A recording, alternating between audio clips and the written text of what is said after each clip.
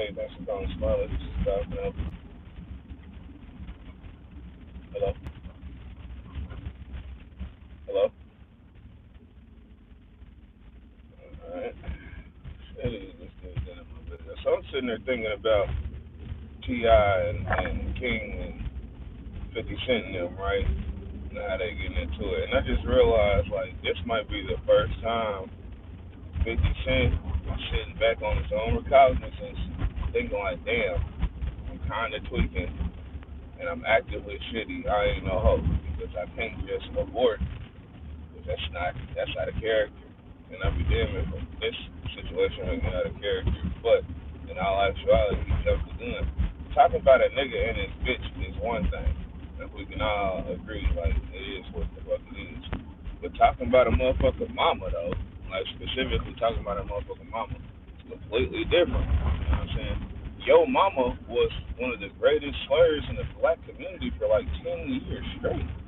15 years straight, just two words, your mama. My nigga, you know how many people have died over them two words, your mama? Probably half as many as the word nigger.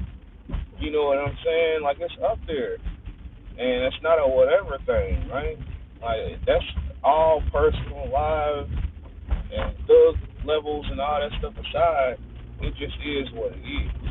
And the culture and humanity, really, because it's bled over into other cultures. You know what I'm saying? When it, oh, shit! That motherfucking pothole down there changed my radio station.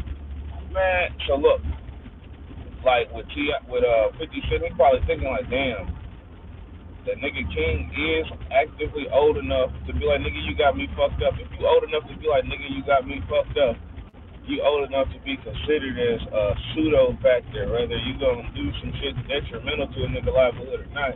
You a pseudo factor because you got your individuality branded as a young man, and you know what I'm saying, on that type of time. So if you're talking about a nigga mama and he old enough to be like, you got me fucked up, but he's a little, you feel like he's even more older, and then you got the fame behind you too, and his active pride and shit like that that's warranted being a celebrity son and whatnot. Most of your life in there put on the internet since a kid and have feeling like you got something to prove. Like, he's not about to just be like, this is my chance to go full bitch. No, he's gonna try to do something on that. Now it can go back and forth, and it probably will just go back and forth, non-physical, exclusive, whether it's friendly or not. Like, it's non-physical though. But in the same breath, a nigga's not about to just let you sit there and just be talking shit about his mama and not try to do something that's like a one-up to you talking shit about his mama. The talking about his mama is, we've already established, one of the greater things that you can say about somebody in the historical black community. So it's not a whatever thing. It's not a whatever slur. It's not like calling a chick a bitch or something like that. That's like, bitches call each other bitches. That's nothing. Like, this is something else. So if he whatever that, he's going against his biological grain. The same, y'all share an ancestor somewhere up the line, Atlantic slave trade descendants and whatnot. So you want him to basically embarrass your ancestor too? If he embarrassed your ancestor, the bloodline's embarrassing you by proxy as well, right?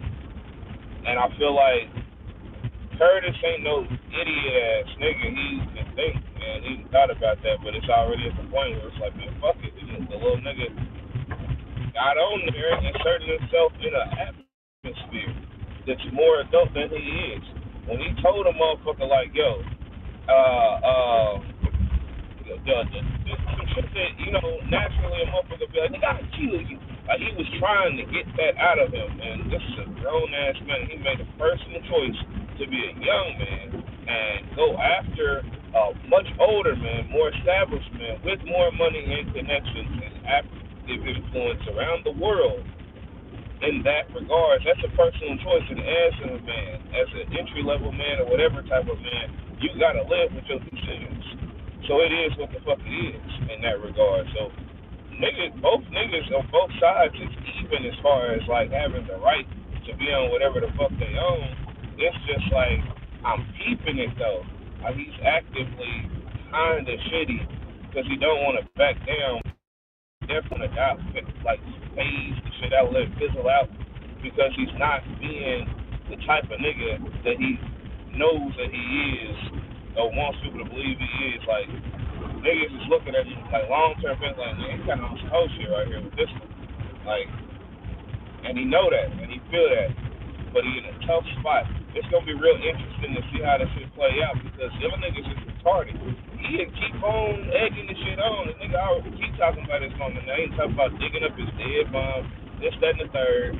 Like you're all right. You countered his disrespect with upscale disrespect. All right. People don't talk about end game. Like you went up him. Now what's the end game with this? Both parties just have to let it phase out, fizzle out, and shit like that for like at least another 3 to 5 years before one or the other even is in talks with each other. Like motherfuckers shouldn't even be in the same paragraphs for the next 3 or 5 years, because ain't no way nobody can be right on the shit. Then T.I. got to defend his son. Now it looks like he on some simp shit. That ain't kingly. You know what I mean? It's like nobody can win. Literally nobody can win. And on the strength of nobody being able to win, motherfuckers just need to abort as a unit. That's going to be hard to do now. Boy, oh boy. I wish I could talk to 50 Cent. You know what I'm saying? I want to get in on his publicist spot. I want to talk to his publicist and be in there like friends in private time. I want my ideologies and perspectives and things like that to just naturally rub off on them and consequently affect their influence on a person like himself for the good.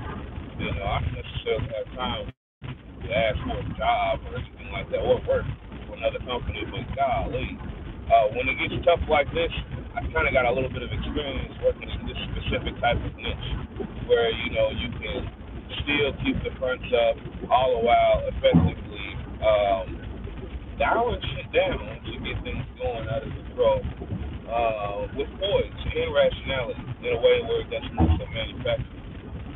I take great pride in doing that, and that's what's pretty much brought me my pseudo success in life and posting and shit. I don't even know. This is my first time going live on Facebook. On YouTube. I don't know how to stop it though. X. I don't want to delete it though. Damn. Are you sure you want to stop the thing?